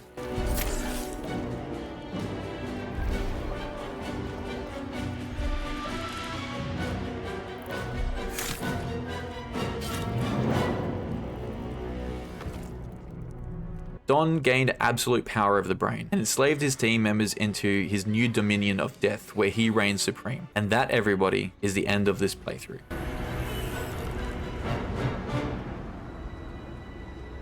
In Baal's name.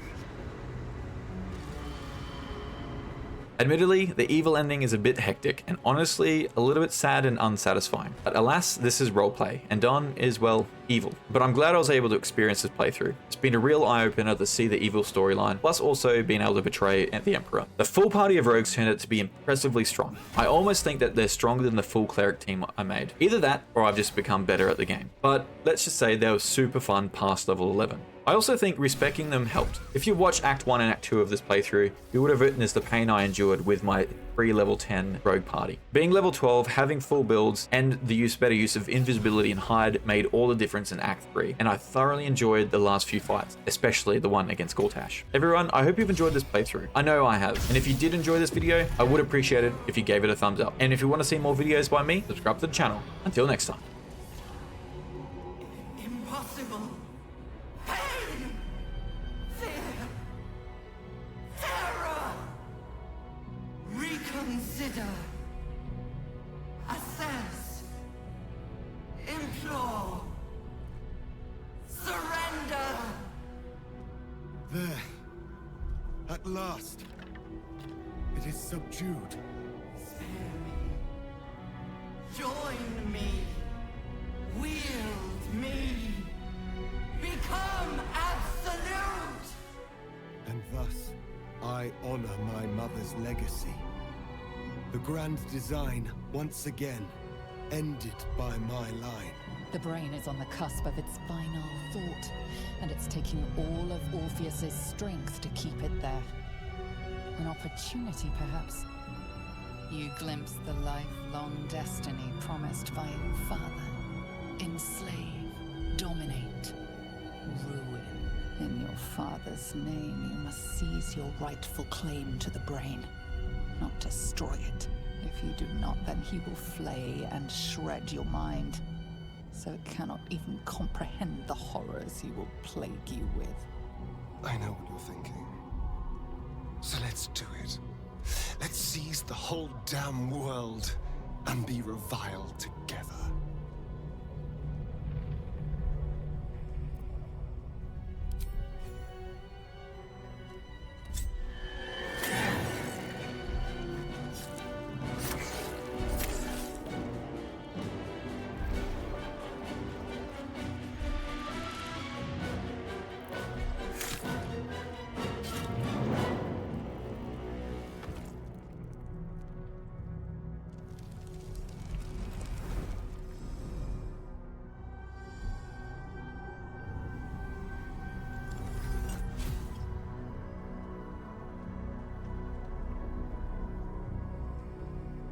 Skaketh! What do you think you're doing?